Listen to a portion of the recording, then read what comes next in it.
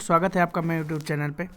पिछले कुछ समय से स्टील के स्टॉक्स बहुत चर्चा में हैं, तो मैंने कल आपको प्रॉमिस किया था कि आने वाले टाइम पे मैं स्टील के स्टॉक्स पर बात करूंगा। तो आज मैं शुरुआत कर रहा हूं टाटा स्टील से।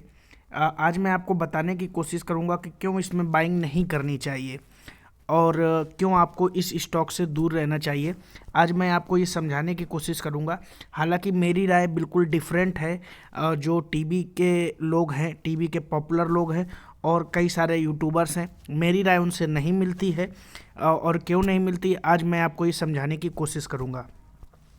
तो अगर आपने मेरा चैनल अब तक सब्सक्राइब नहीं किया है तो प्लीज़ चैनल को सब्सक्राइब कीजिए और बेल आइकन को ज़रूर प्रेस कर दीजिए, ताकि जैसे मैं कोई नया वीडियो अपलोड करूं तो आपको उसकी नोटिफिकेशन आ जाए। तो दोस्तों, किसी भी स्टॉक को बाई करने से पहले उसकी फाइनेंशियल स्टडी बहुत ज़रूरी होती है, ना कि किसी के रिकमेंडेशन पर, क्योंकि पैसा हमारी मेहनत का है और पैसा हमने कमाया है।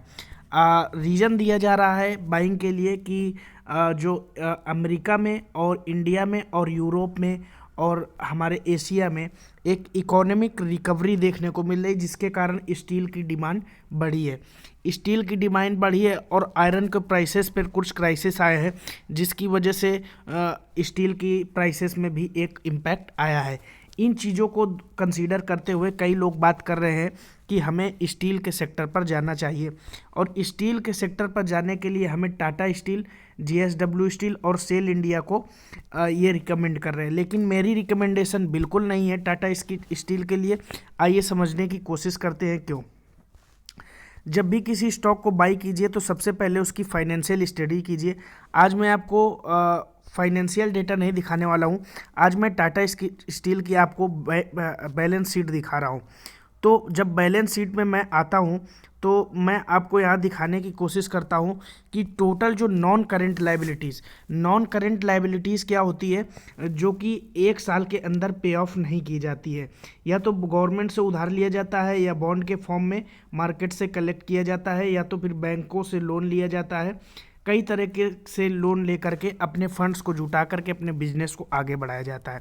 तो टाटा स्टील की जब नॉन करंट लाइबिलिटीज़ की बात की जाएगी तो मैं शुरुआत करूंगा मार्च 2017 से। और आप देख लीजिए, मार्च 2017 से नॉन करंट लाइबिलिटीज़ की मैं जब बात करूंगा तो 83,571 करोड़ की लाइबिलिटी थी।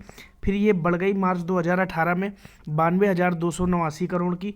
फिर 2019 में फिर बढ़ गई 1,01,258 करोड़ की। और फिर ये दोबारा बढ़ गई 1,12,595 करोड़ की 2020 में। यानी कि जो नॉन करंट लाइबिलिटीज़ है वो बहुत तेज़ी से बढ़ रही है, और टाटा स्टील पर 1,12,595 करोड़ का कर्जा है, जो कि किसी भी हाल में बेरेबल नहीं है। मेरे हिसाब से ये एक बहुत बड़ा कर्ज है, ठीक है। इसके अलावा अगर बात की जाए, इनके पास जो टोटल शेयर होल्डर्स के फंड्स है वो है 71,301 करोड़ के। तो ये जो लाइबिलिटी है ये इनकी टोटल एसेट्स का मैं आपको बता देता हूँ, लगभग 40% के आसपास है, और थोड़ा सा उससे 1% ऊपर 41% के आसपास इनकी लाइबिलिटी है, जिस वजह से मेरा रिकमेंडेशन इस शेयर में बिल्कुल नहीं है। अभी मैं आपको दिखाने की कोशिश करता हूँ इसके एनुअलाइज रिजल्ट्स की, और उस रिजल्ट्स के बाद जब मैं आपको इसका चार्ट पैटर्न भी दिखाऊंगा। तो एनुअलाइज पैटर्न में अगर मैं इसके रिजल्ट्स की बात करूं तो आप देखिए, ये मैं शुरुआत कर रहा हूं सन मार्च 2017 से, और नेट प्रॉफिट की बात करूंगा तो मार्च 2017 के में इनको नुकसान हुआ 4,240 करोड़ का। फिर 2018 में इनको 13,434 करोड़ का फ़ायदा हुआ। फिर वो फ़ायदा गिर गया और 10,218 करोड़ का हो गया।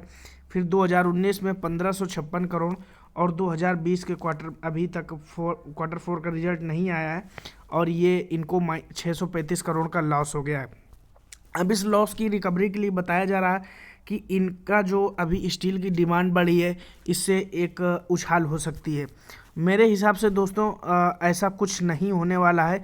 जितना इस शेयर को बढ़ना था ऑलरेडी बढ़ गया है। मेरे हिसाब से रिकमेंडेशन बिल्कुल नहीं है। मैं इसके शेयर होल्डिंग पैटर्न पर जाता हूँ।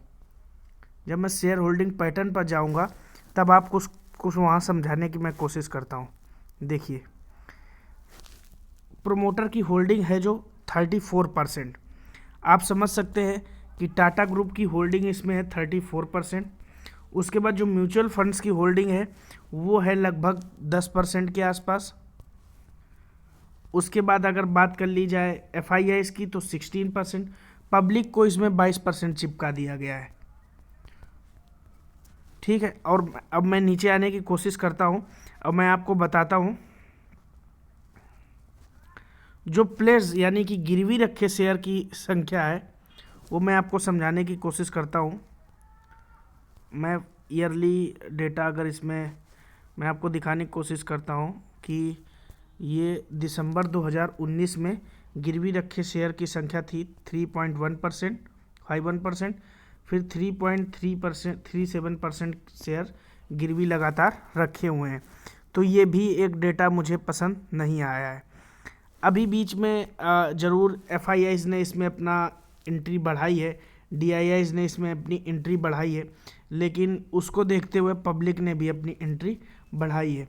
तो फिलहाल सारा फाइनेंशियल डेटा देखने के बाद एक मैं एनालिसिस करके मैं बोल सकता हूँ कि मैं तो उस स्टॉक को कभी प्रेफर नहीं करूँगा जिसमें इतनी बड़ी शेयर्स भी गिरवी रखे हों, उसके अलावा बैलेंस शीट भी उसकी बिल्कुल ख़राब हो, मतलब इतना ज़्यादा कर्जा हो। उसके बाद जब हमारे पास ऑप्शंस हैं और कई सारे शेयर्स में, तो मैं कभी रिकमेंड नहीं करूँगा। मुझे लगता है कि ये जो अभी उछाल आया है इसने अपने ऑल टाइम हाई को ब्रेक किया है।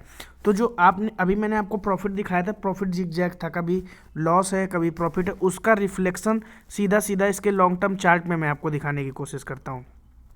देखिए, लॉस और प्रॉफिट लगभग 14 साल बाद इसने अपना ऑल टाइम हाई ब्रेक किया।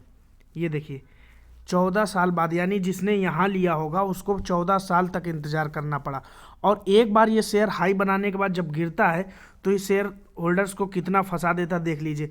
लगभग 3 साल फंसा कर रखना, जिसने यहाँ रखा उसने अगर यहाँ भी बेचा होगा जा करके तो 3 साल फंसा कर रखा। उसके अलावा जिसने बेचारे ने यहाँ लिया होगा उसको यहाँ तक जाने में कितना साल लगेगा, लगभग 3 साल। यहाँ से यहाँ तक 14 साल। तो मुझे लगता है कि ये जो जिगजैग वाले स्टॉक्स होते हैं वो मुझे बिल्कुल पसंद नहीं आते हैं। तो टाटा के और स्टॉक्स हैं, टाटा कंज्यूमर प्रोडक्ट्स है, मुझे बहुत पसंद है, TCS मुझे बहुत पसंद है। लेकिन अगर मैं इस पर्टिकुलर स्टॉक की बात करूं तो मेरी रिकमेंडेशन नहीं है। बाकी आपका पैसा है, आपकी एनालिसिस है, आपकी मर्जी है। Thank you for watching. जय हिंद।